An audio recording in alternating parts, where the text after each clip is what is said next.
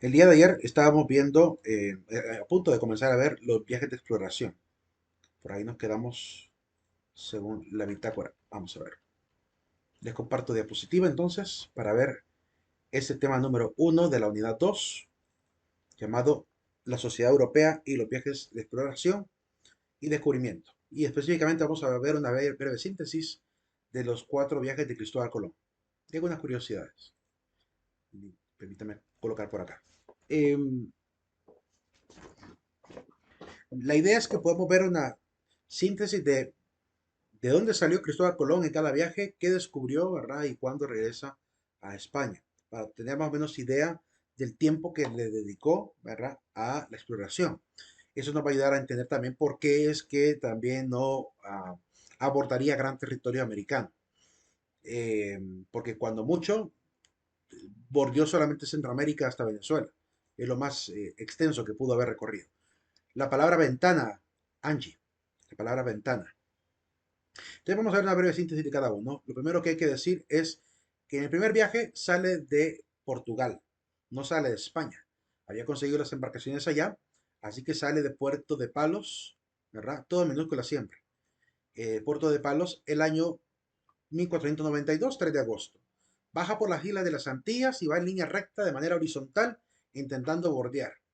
Eh, que evidentemente intentando llegar a los lugares que ya había dicho anteriormente los anteriores, la palabra ventana, Daniel, la palabra ventana, eh, los lugares que ya habían anunciado los anteriores navegantes.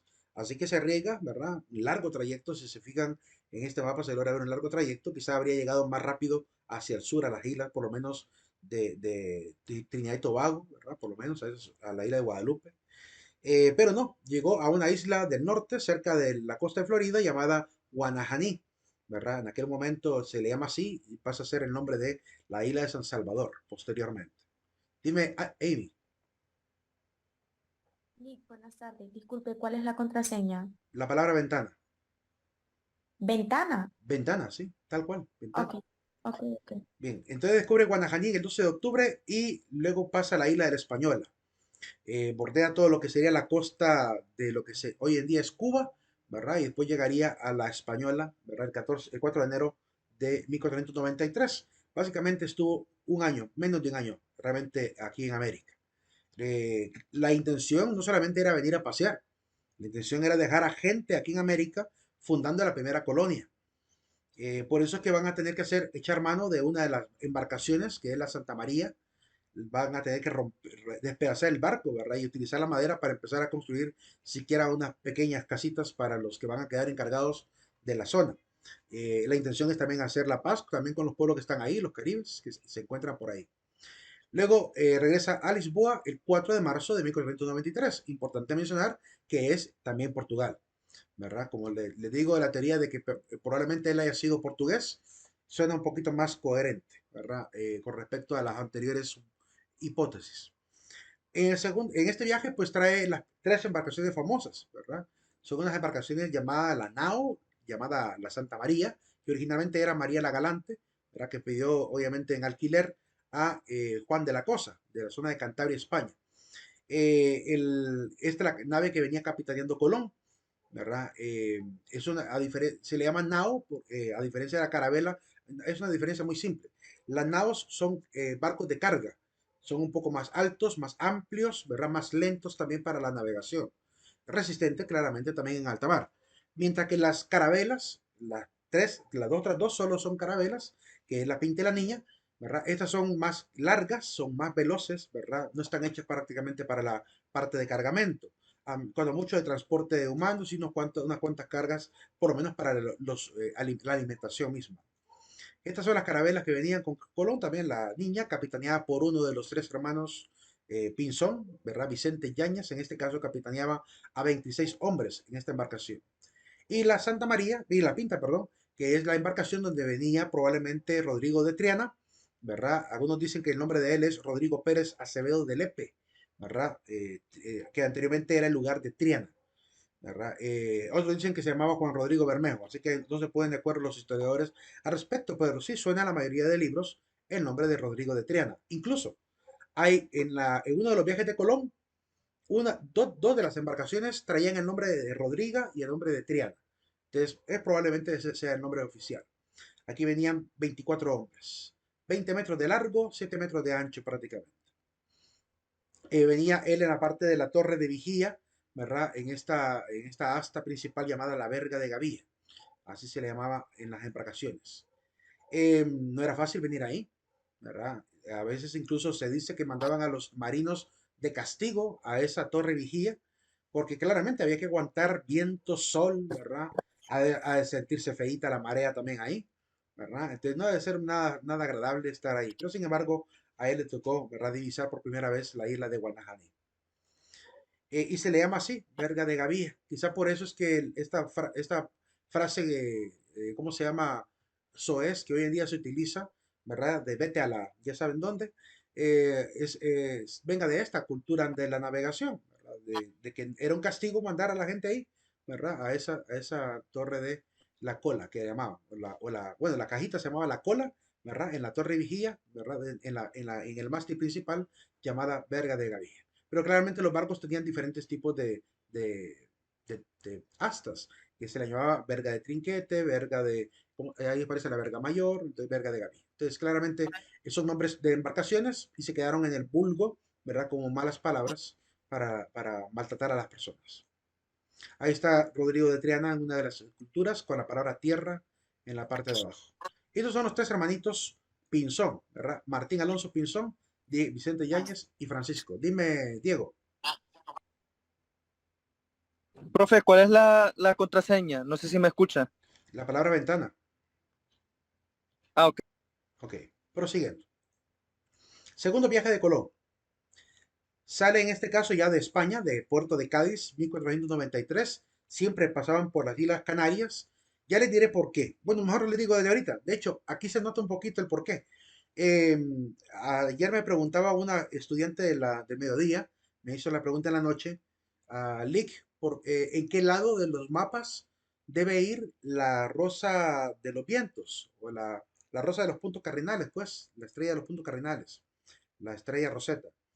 Y yo le decía, bueno, que hoy en día no está definido exactamente dónde debe ir, porque he visto mapas que en la izquierda, arriba, abajo la ponen y no hay decisión al respecto de eso hoy en día o acuerdo internacional. Pero sí le digo que en la antigüedad, ¿verdad? Sobre todo en la edad Media, y que es la época de mayores embarcaciones y navegaciones, acostumbraban colocar la estrella de Rosetta o la estrella de los vientos en el centro del mapa. O lo colocaban, como en el caso de los mapas antiguos de España, colocaban la estrella en las Islas Canarias. Es decir, las Islas Canarias eran el punto, ¿verdad?, del cual tiraban líneas de navegación para diferentes lados, que para África, que para América, que para la parte de Groenlandia, etcétera. Entonces, si se fijan en los mapas antiguos, ¿verdad? Tipo años 1500 en adelante, van a ver que la mayoría de estrellas están ubicadas en el punto central y a partir de ahí se tiran líneas de navegación, ¿verdad? Entonces, por eso es que aparece ahí una estrellita tanto en el puerto de Cádiz como otra estrellita en las Islas Canarias. En cada lugar de estratégico, ahí había obviamente una estrellita para marcar puntos de navegación. Entonces, esa es la respuesta que al final le pude otorgar. Descubren en este segundo viaje la isla de la Isabela, ¿verdad? La isla de San Juan, Puerto Rico, y la isla de Guadalupe.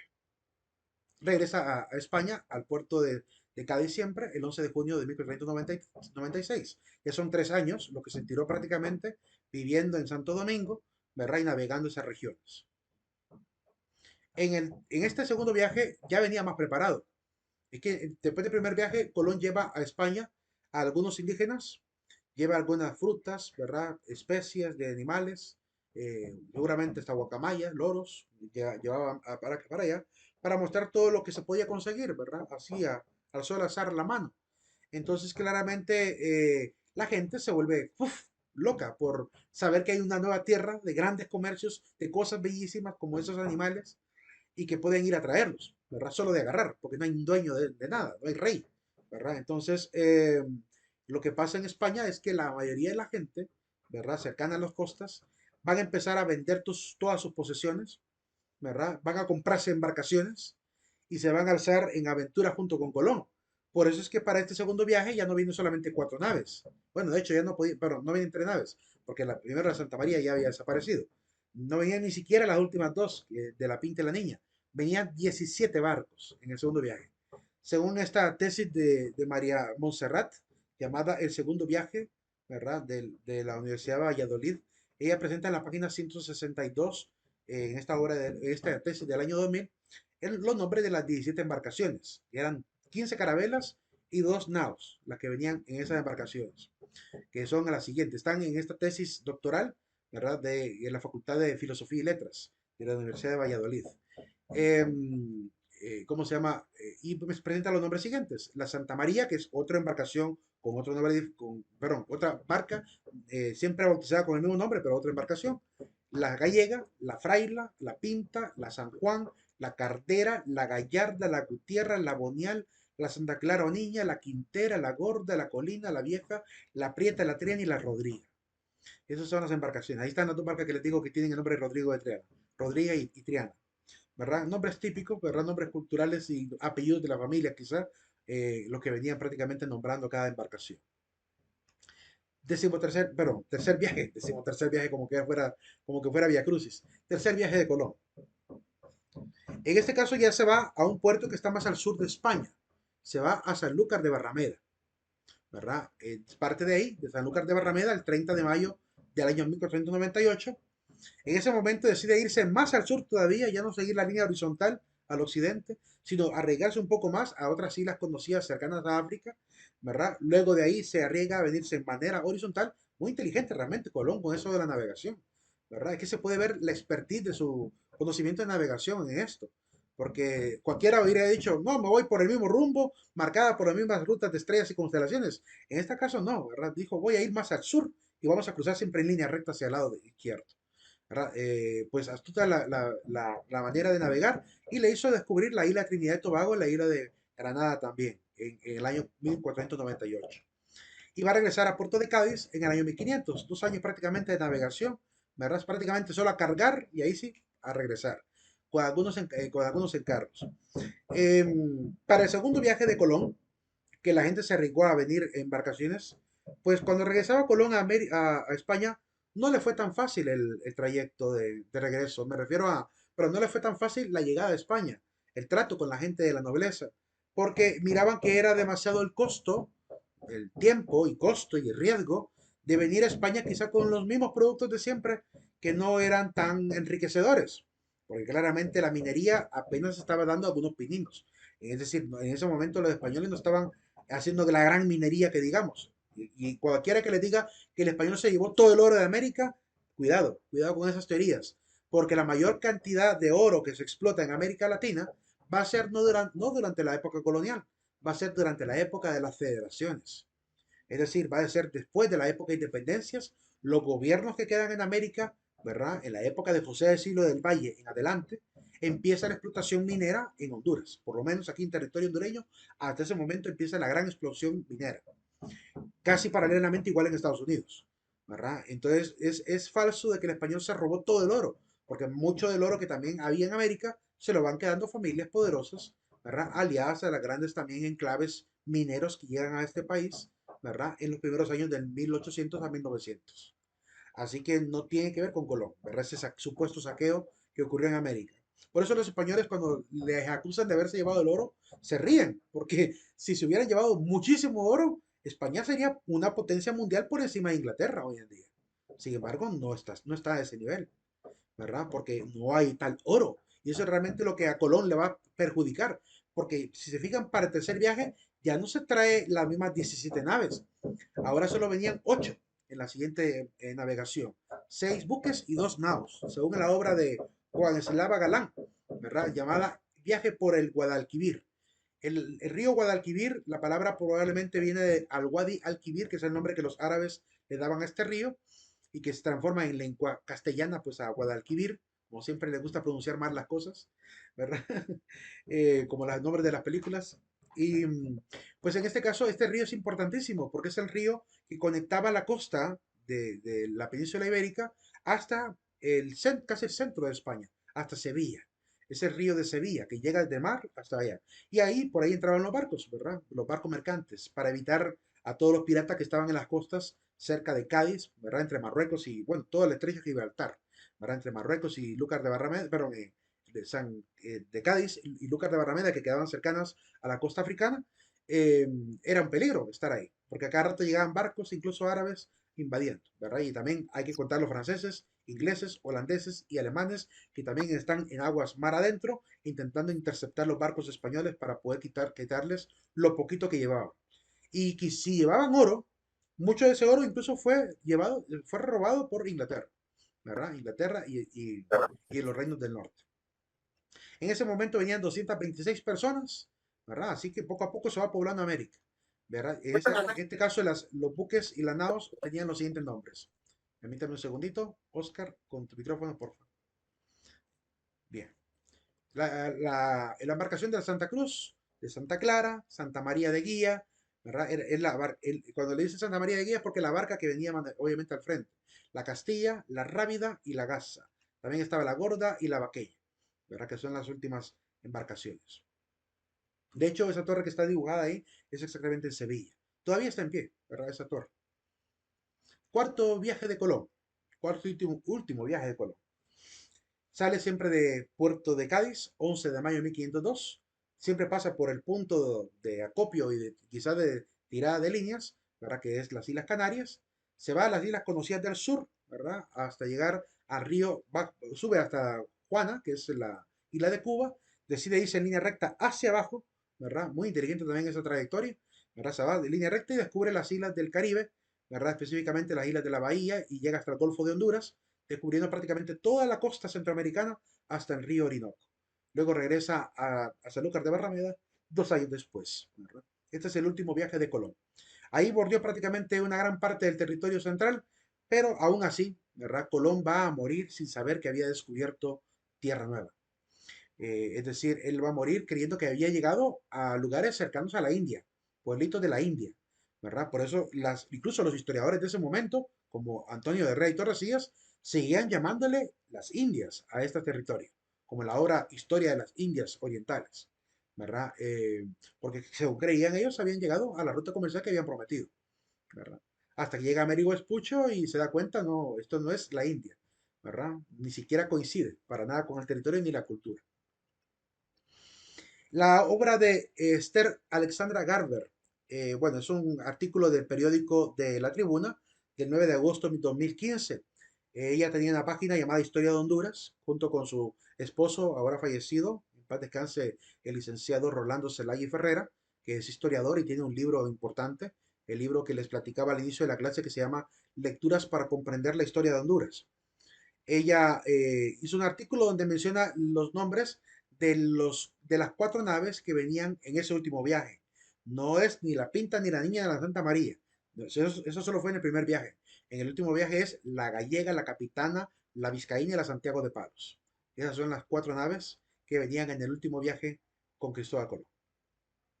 Quiero comentarles también así, como un paréntesis de crítica social y política de este país, Alexandra Esther, junto con su esposo, habían hecho una recabación y una investigación tremenda de la historia hondureña y ponían todos sus artículos en historiahonduras.hn.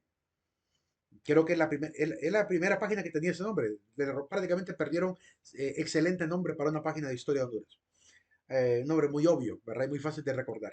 Pero desgraciadamente, durante la época del año 2016, cuando empezaba con Orlando Hernández con el problema aquí en Honduras para hacerse reelegir en el proceso electoral, se dedicaron a hacer unas críticas bastante, bueno, directas y crudas y fuertes al gobierno, ¿verdad? Por lo que estaba pasando, que obviamente estaba usurpando el poder, ¿verdad? Y esta crítica, pues, como que le molestó a don Juan Orlando, porque al final la página, que era esta página, muy bonita página, muy sencillita, ¿verdad? Pero muy informativa, tenía, de hecho, a través de la página de que se llama Wayback Machine, que es una página para ver cómo eran las páginas en ciertas fechas, me fui al año 2015, 19 de abril, para ver qué es lo que tenía, y hermoso, ¿verdad? Distribuido lo que serían las investigaciones que ellos hacían, todo sobre la historia de Honduras, los símbolos nacionales, héroes y próceres, y las 3 etapas más fuertes, ¿verdad? Prehispánico, colonial e independiente. Y por cada una, mucha información, ¿verdad? Que tenían ellos ahí. Pero por haber hecho esta crítica al gobierno de Juan Orlando, ellos sacaron la denuncia, ¿verdad? En redes sociales, de que habían sido atacados, ¿verdad? Con un virus a la página. Es decir, que les botaron la página, ¿verdad? Hoy en día ya no está en pie semejante fuente de investigación, ¿verdad? Pero bueno, al final ellos siempre se dedicaron, a pesar de lo que hicieron con ellos, de botarles el trabajo de años y años de estar recabando esta información, ¿verdad? Aún así participaban en algunos podcasts a través de Radio Suyapa, donde hacían a la luz de la historia de Honduras, ¿verdad? Tratando de analizar la actualidad del pasado, es decir, cómo la historia nos enseña por qué es que estamos viviendo hoy en día en una cultura de vida y muerte con el culto a la muerte, que ese tipo de podcast que ellos hacen, ¿verdad? Bueno, hacían, antes de que Rolando Zelay Ferreira falleciera, ¿verdad? Ahí tenían un programa de la noche donde sacaban en Radio Suyapa y Fundación Católica, sacaban este programita y estas críticas también a la luz de la historia. Increíble, es interesante ver cómo una hondureña, bueno, naturalizada hondureña, seguramente descendiente de extranjeros, pero con qué amor para la patria, ¿verdad? Y ver a un hondureño como don Juan Orlando, ¿verdad? Nacido de la tierra del indómito cacique la empira, como él decía, ¿verdad? Destruyendo la historia de Honduras. ¿Verdad? Qué gran ironía. Pero bueno, este es el libro que les digo que vale la pena que lo puedan tener. Creo que se lo facilité yo en digital, porque hoy está diseminado por muchas páginas en digital, el libro de Rolando Zelay Ferrera. ¿Verdad? Y para que no se pierda su memoria, pues hay que compartirlo, regalarlo y que la gente lo lea y conozca el trabajo también. ¿Verdad? Y el día pues, que hay que reconocerle a la esposa este legado, pues hay que reconocérselo también. Bien, entonces les decía, Colón llega a España con algunos de los productos y personajes, ¿verdad? En este caso, indígenas conversos, alrededor de 21, decía aquel texto que habíamos leído, 21 indígenas que son los que van a ser devueltos después, ¿verdad? Que ya los habían dejado prácticamente como criados o empleados de diferentes casas. Pero no le bastaba esta parte. De hecho, esa es una de las situaciones que se hacen ver tanto en los libros como en la película biográfica que hicieron de Colón, que se llama 1492, La Conquista del Paraíso, Conquest the Paradise. Esa película que muestra la historia de los viajes de Colón, excelente película, con la famosa Sigourney Weaver saliendo en el papel de la reina Isabel, ¿verdad? Y un actor desconocido que hizo el papel de Colón, no lo conozco a él personal, así no conozco a él su trabajo, no conozco otra película de él, pero Sigourney Weaver sí la conocemos por Alien, ¿verdad? La actriz de Alien. Ella salió de la reina Isabel en esa película. Y muestran en el momento en que Colón regresa a España con los productos, muestran la actitud de los que estaban ahí, ¿verdad? Frente al rey. Se mofaban de Colón. Tanto gasto, tanto peligro para solo llevar esto. Entonces, claramente esto bajó el nivel de apoyo que Colón llegó a tener en los siguientes viajes, ¿verdad? Y eso hay que hacerlo notar también. Así que no fue fácil para él sustentar la idea de que iba a haber realmente buen comercio, porque claramente la gente esperaba ver quizá las telas, aromas y perfumes de la India, que eran muy populares, ¿verdad? Todas las especies que hay allá. Y claramente eso hacía muy popular a la India, al Gran Khan. Pero Colón realmente llega con algo que no era para nada parecido a lo de la India, ¿verdad? Eso es lo que le lleva a ser poco a poco abandonado por los reyes, ¿verdad? Se van desentendiendo de los viajes, ya los últimos que quizá hizo ya los hizo por cuenta propia, y al final todo lo que le habían prometido que le iban a dar, no se lo van a cumplir. Bien, saliendo un poquito de los viajes de Cristóbal Colón, la cuarta parte de este tema, llamada Sociedad Europea y Viajes de Exploración, es el tema de consecuencias del descubrimiento, ¿verdad? Anterior vimos cuáles fueron las consecuencias directamente de los viajes de Colón, ¿verdad? Y estas son las consecuencias del descubrimiento de América, ¿verdad? Un poquito diferentes, ¿verdad? Una que otra es coincidente con las que anteriormente vimos, pero hay otras que son muy, muy propias. Veamos entonces un poquito de estas consecuencias del descubrimiento. ¿Alguna pregunta hasta ahora? ¿O comentario al respecto de lo que hemos visto? No, Liz, solo está todo claro. ¿Está todo claro? Ok. Sí, Prosiguiendo entonces. pero este nomás detalles para comentarle a mi amiga sobre que al final los españoles no eran tan malos como nos tiende a creer. Sí, exactamente, que esa es la situación que intento hacerles ver. Cuando uno lee el trabajo legislativo que ellos hicieron, claramente, al principio todo se les fue de las manos. Es que pongámonos en los zapatos de aquel momento, año 1492. Mandan a Colón con un montón de gente, incluso sacada de la cárcel, para que trabajara, obviamente, por amnistía. Les dieron amnistía a un montón de reos, presos, ladrones, para que se vinieran con Colón a jalar bultos, ¿verdad? Entonces la primera generación de hombres que vinieron con Colón no eran los más óptimos. Eran hombres, ¿verdad? Eran ¿cómo se llama? Hombres avispados, ¿verdad? Vividores y buscando su oportunismo. Incluso para el año 1524, cuando llega Hernán Cortés, ¿verdad? Algunos de los mismos capitanes al mando de Hernán Cortés, como Cristóbal de Olid, se van a desentender de la autoridad de Hernán Cortés. Les va a valer porque como no hay autoridad española aquí en América, entonces les daba igual. Para ellos, ¿verdad? Cualquier fiera podía matar a Hernán Cortés, entonces ellos preferían mejor arriesgarse e irse a hacer sus propias conquistas, ¿verdad? Y quizás después agarrar en barco y regresarse para donde quisieran. Entonces sale Cristóbal de Olid en embarcación desde Yucatán y se viene directamente para Honduras, ¿verdad? Con su barco, con la esperanza de llegar a productos y largarse, ¿verdad? Y se enriquecer a Europa. Entonces eran hombres que no tenían mucha ética, que digamos, para en ese momento. Pero no estamos hablando de la generalidad de españoles, porque el mismo Hernán Cortés no permite que esto ocurra, ¿verdad? De hecho, Hernán Cortés agarra barco, se viene para Honduras en el 1525 y viene directamente ¿para qué? Para arrestar a Cristóbal de Olid, para mostrarle quién tiene la autoridad de la corona. Es decir, habían algunos que querían pasar de listos, pero por la falta de autoridad en América, pues era un poco difícil controlarlo. Colón va a vivir esto. Era difícil controlar tanta ambición, ¿verdad? En medio de algunos españoles. Pero claramente la orden de la corona no era esa. No fue orden de la corona que se llamaran a sí mismos conquistadores. Tampoco fue orden de la corona, ¿verdad? Que llegaran aquí a masacrar indígenas. Eso no era la orden de la corona. Por eso cuando los informes llegan obviamente a la corona, van desde América a España a través de los frailes, que son los que llevan el grito al cielo de todo lo que está pasando acá, que se les salió de las manos. Entonces los reyes se ponen más en alerta y por eso empiezan a enviar a intendentes coloniales para controlar la situación. Porque no van a permitir, primero, no van a permitir que estén llevando esclavos a España, ¿verdad? Porque España no era un territorio de esclavitudes. Era muy diferente a los demás reinos, tenían un nivel de cultura cristiana mucho más avanzada que el resto de Europa.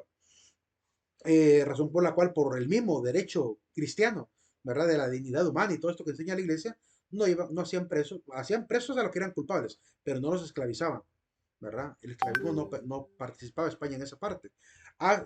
Donde sí todavía se permitía la esclavitud era con los africanos. Eso sí todavía existió, hasta que, como les digo, fue desapareciendo. Pero este trabajo del español en América no fue tan desquiciado como muchos pretenden hacerlo ver, ¿verdad? Hay que depurar la historia española y de hecho, miren, hay muchísimas páginas ahorita en Facebook de gente historiadora, verdaderos historiadores, y gente amante de la historia que están intentando desenmascarar toda esa leyenda negra y demostrando con papelito en mano, con documentos en mano, con actas y leyes, lo que realmente hizo España para que la historia se cuente como se tiene que contar, como tiene que ser, ¿verdad? Y no andar inventando cosas de la manga. Dime, Siley, escuchamos. Con respecto a lo que usted mencionaba, licenciado, es muy cierto. Yo recuerdo que hace unos años a mí siempre me ha llamado mucho la atención los temas de historia. Y yo me acuerdo que hace unos años yo encontré unos cómics que se dibujaban con países como pelotitas. Los países eran como pelotitas y se pretendía poder enseñar historia a través de esta forma, de estos dibujos. Y siempre se remarcaba mucho, era muy común que se remarcara el tema de España como un esclavizador, especialmente hacia México y Centroamérica.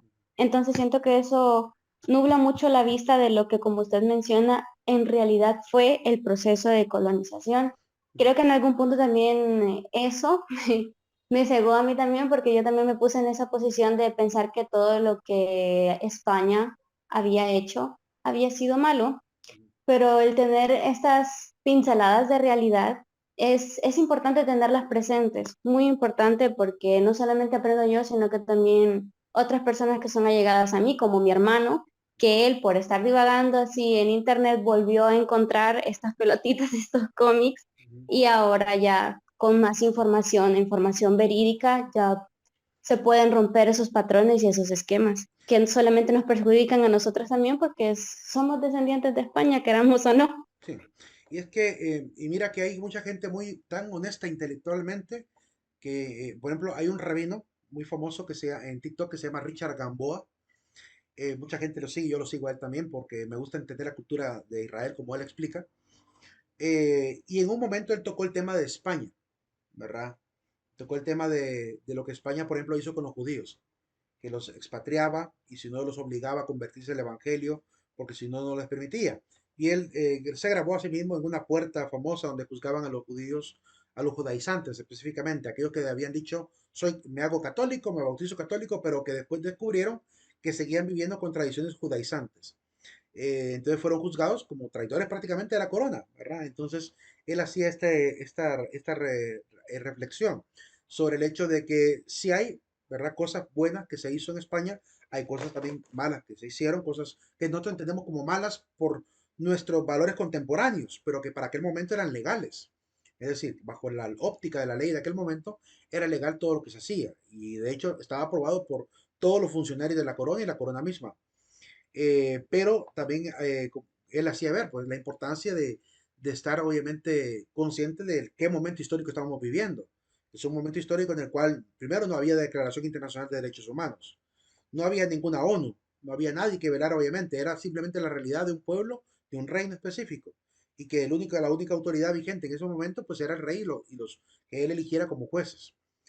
Aún así, cabe destacar, y esto es algo también que se debe decir, que el tipo de juicios que ellos hacían no eran realmente siempre injustos. O sea, no era como se pinta en las películas, pues, que cuando les daba la gana cortaban cabezas así, así por así.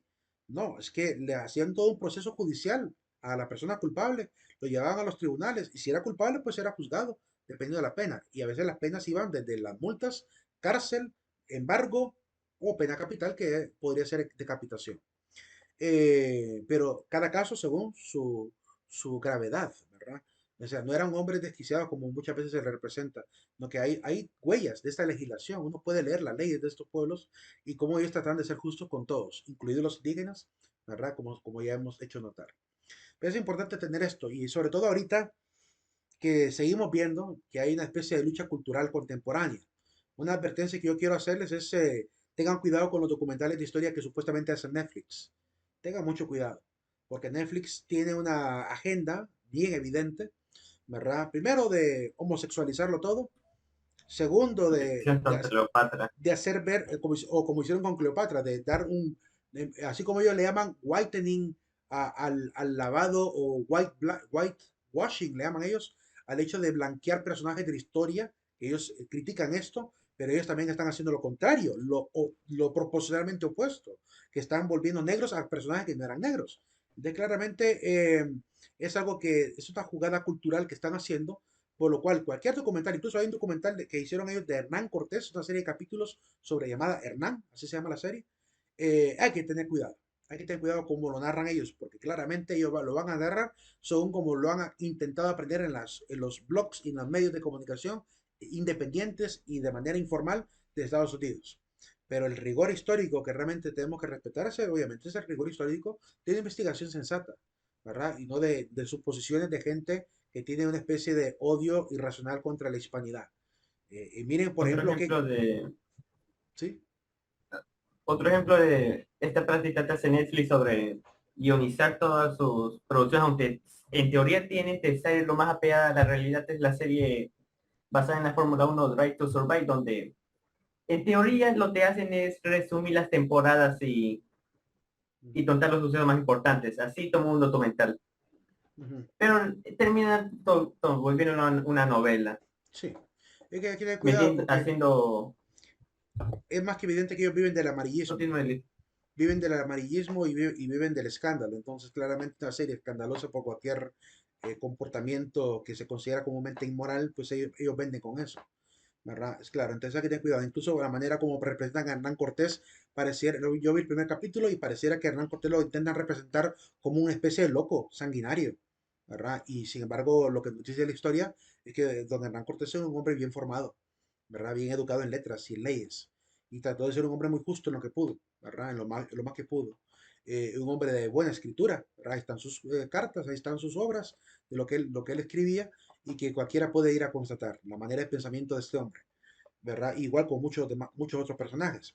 Tengan cuidado con esos documentales, no porque diga que es un documental basado en la historia, significa que respeta la historia, ¿verdad? Hay que tenerse cuidado.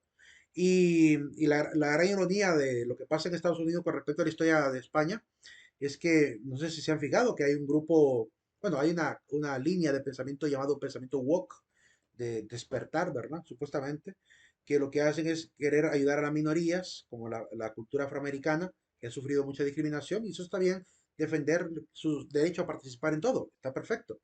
Pero en ese intento woke han agarrado incluso esculturas de Hernán Cortés, esculturas de Cristóbal Colón en Estados Unidos y las han ido a manchar o a destruir incluso, a despedazar, queriendo borrar la historia de estos hombres como Hernán Cortés y Cristóbal Colón.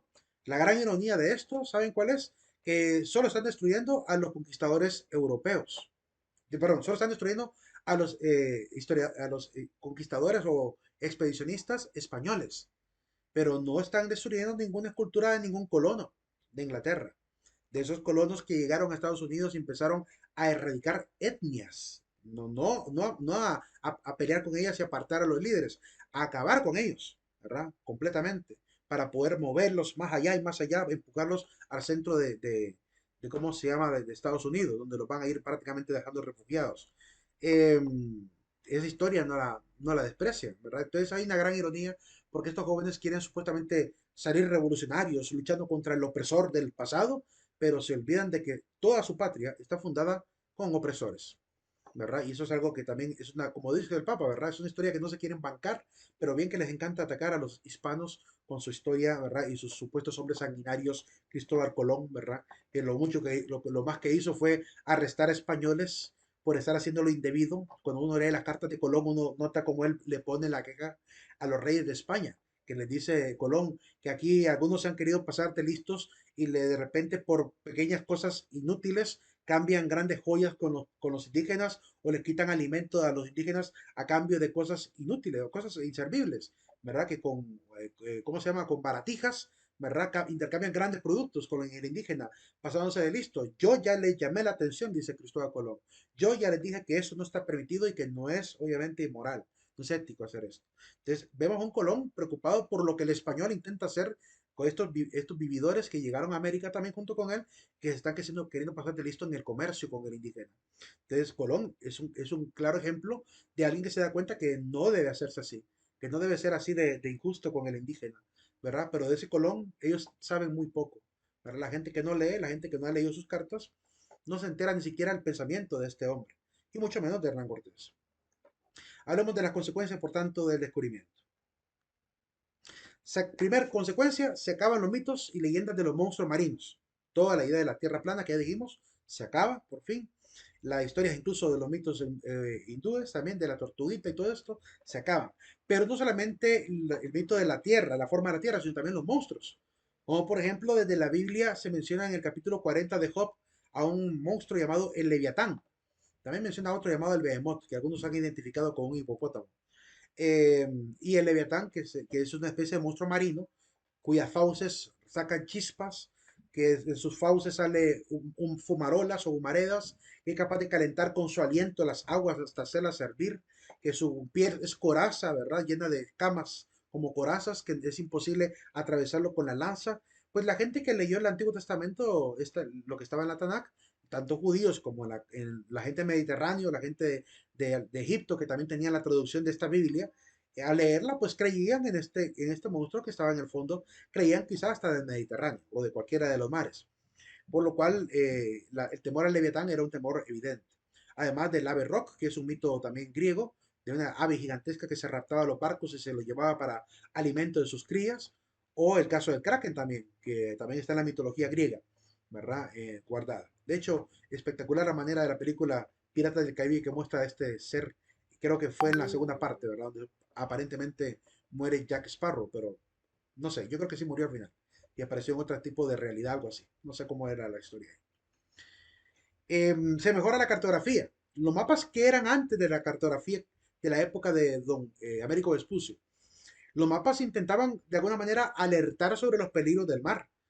Era para ayudar más o menos a ubicar las ciudades y dibujar más o menos las costas, pero todavía no servían tan bien como para la navegación. Es decir, le faltaba toda la línea de navegación que tiraban posteriormente, ¿verdad? Y vean el tipo de monstruos marinos que mostraban en los mapas, ¿verdad? Este mapa es de Islandia y muestra cerdos marinos, caballos marinos, ¿verdad? Algunos monstruos insospechados, quizás las ballenas eran confundidas como grandes monstruos, ¿verdad? Las mantarrayas sí, las mantarrayas prácticamente aparecían por ahí, algunos que saltaban en alta mar, ¿verdad? Los grandes delfines quizás, y los caballos, y hasta toros marinos, ¿verdad? Todo eso es parte de lo que representaban en estos antiguos mapas.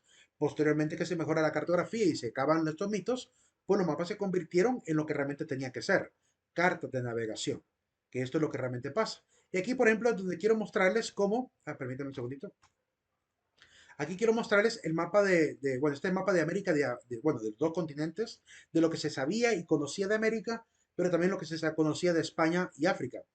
Miren, en este caso aparece una estrella, ¿verdad? Una rosa de los vientos marcada en las Islas Canarias y también en las Islas del Sur, ¿verdad? Ahí se colocaban puntos y tiras de navegación, con seguramente ciertas medidas, calculando leguas de viaje, para saber cuánto tiempo, cuántos días tardarían en llegar de un lado a otro. Quizá esas líneas verticales y horizontales marcarían el tiempo en leguas, ¿verdad? En distancia de leguas. La legua era una distancia que se marcaba dependiendo, digamos, podía ser tantos kilómetros recorridos en una hora, podría ser una legua, o quizás tanto recorrido en un día, podría ser una legua. La legua no es una medida exacta, sino que es más bien una palabra para referirse a una distribución equitativa del tiempo o de viaje. Por ejemplo, si yo decía, para llegar de aquí, no sé, a San Pedro Sula, pues son aproximadamente 10 leguas de viaje, prácticamente 10 días a pie, por decir algo, ¿verdad? Es una forma de distribuir casi en días el territorio en el cual se trataba la navegación. Así que esa es la primera medida que de alguna manera utilizan. Miren cómo aquí aparece ya el nombre de Terranova, ¿verdad? La Tierra Nueva, ¿verdad? Y también aparece la advertencia de los caníbales. Aquí se logra ver dos personas, una sentada en el suelo y otra de pie, y la que está de pie tiene una mano y la otra está con un brazo humano comiéndosela también, ¿verdad? No se mira tan buena calidad, pero está la advertencia por ahí. Terranova. Este mapa es el mapa de Terranova de 1516, ¿verdad? Es América claramente. Es un mapa americano representando la parte costera del norte de lo que sería hoy en día quizá Venezuela, ¿verdad? Claramente faltaba todo lo demás que descubrir. Y lo que está arriba es Cuba. Esta parte que aparece aquí, permítame, esta parte que aparece aquí arriba es Cuba. Ni siquiera, pareciera que fuera la Florida, pero no es Florida. Ahí dice Terra de Cuba, dice ahí, en la parte de arriba. ¿Verdad? Y dice que está partido también, o sea que es un pedacito apenas de lo que es Cuba, según la proporción de los mapas de aquel momento, ¿verdad? Y aquí abajo pues aparece la Española, ¿verdad? Esa que está aquí abajo sería la isla de Santo Domingo.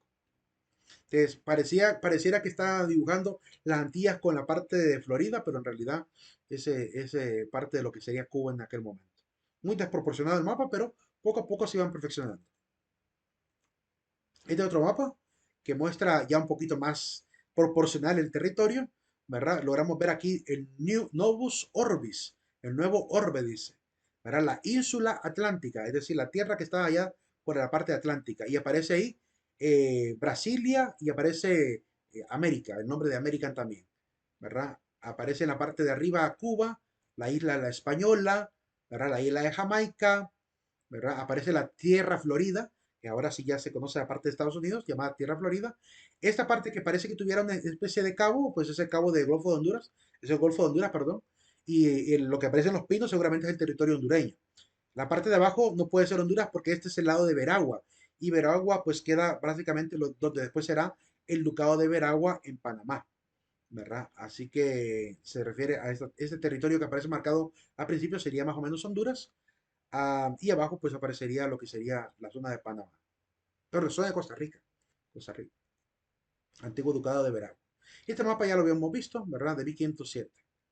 En este mapa donde aparece, este es el mapa original. Este es el mapa, se supone, el primerito que se hace, con algunos diseños todavía del Asia, del África, y la parte de América a duras penas se logra ver un pequeño pedacito, ¿verdad?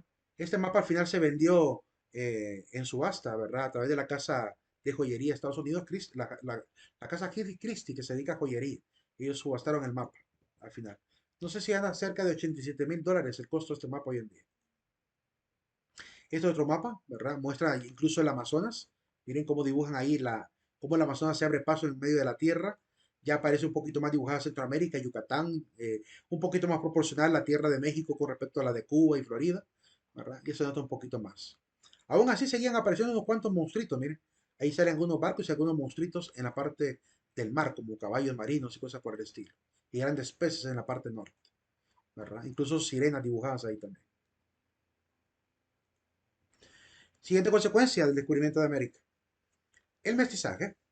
Este es un temita que no lo vamos a poder terminar hoy, porque claramente hay que hablar un poquito más de algunos detalles. Voy a expandir un poquito este tema, ¿verdad? Con un pequeño paréntesis para después seguir con las consecuencias del descubrimiento. En América, pues claramente hubo intentos de clasificar lo que llamaríamos las castas. Habían tres razas primordiales, la de los negros, blancos e indígenas. Y al mezclarse esos tres, formaban una primera casta, ¿verdad? De descendientes. Luego, cuando esta primera casta de descendientes se relacionaba nuevamente con las castas originales, generaba una segunda casta de descendientes. Y si uno de estos descendientes de segunda casta se relacionaba con la India, o con el negro, o con el blanco, ¿verdad? Podría generar una tercera casta de manera vertical, ¿verdad? Y de una forma muy extendida. Quiero mostrarles un poquito esta parte a nivel del arte. Vemos aquí, por ejemplo, a un español con indio, ¿verdad? Según en aquel momento se creía, produce un mestizo, ¿verdad? Todavía lo manejamos hoy en día ese término. También está el de mestizo con India, produce un coyote. Esto aparece en los museos de pintura, sobre todo en Madrid hay un museo donde están algunas de estas pinturas, en México están otros también. Y hay algunos diccionarios de antropología también en México, ¿verdad? Como en la obra de Ricardo Cícero, en la cual estoy basándome para hablar un poquito de lo que después voy a mostrar. Negro y española sale mulato, de mulato y española sale un morisco, y van a ver miren el tipo de vida a la que llevaban aquí en América, ¿verdad? Jugando a las cartas, ¿verdad? Los niños de sirvientes, jugando con los perros. De español y morisca sale un albino a la cacería. De español y albina sale un negro torna atrás, ¿verdad? Sale un negrito de una albina y un blanco. Eso puede llegar a darse. Se puede perfectamente demostrar por el ADN. Aunque parezca exagerado, pero sí, sí puede ocurrir. De hecho, hubo un caso legislativo que tenía que ver con eso, que el hombre demandaba a la mujer porque el niño le salió negro. Luego, al hacer la investigación genética de la familia, descubrieron que él, el hombre, tenía a una abuela mulata. Es decir, que hubo un gen recesivo que se repitió y logró reaparecer nuevamente en su hijo, ¿verdad? Que el hijo le salió negrito, ¿verdad? Por su abuela. Y él no quería reconocer que tuvo ascendientes, ¿verdad? Africanos, afroamericanos. Eso fue un caso de Estados Unidos. De negro e india sale un lobo negro. De lobo e india sale un zambaica. De un zambaico e india sale un albarrazado. De indio y albarrazada produce un chamizo. De chamizo e india un cambuya. Miren aquí la actitud del hombre, ¿verdad? A punto de querer masacrar a la pobre mujer porque le salió negrito el niño, ¿verdad? Seguramente daba pie a mucha duda de infidelidad. De indio y cambuya, lobo torna atrás, ya casi termino. De lobo torna atrás e india sale un tente al aire. Y de albarrado e india sale un cachimboreta. Y el día de mañana miraremos un poquito esto de las castas para mañana. Así que vamos al aula virtual para colocar la asistencia final, la marca de salida. Veamos por acá. La contraseña final es la palabra siguiente. La palabra pared. Ahí nos vamos a quedar. Pasen un excelente día. Feliz noche a todos.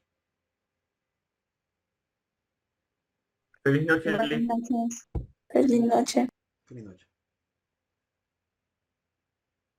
Feliz noche, Liz. Igualmente. Buenas noches, Liz. Buenas noches. Buenas noches, Liz. Buenas noches. Feliz noche, Liz. Igualmente.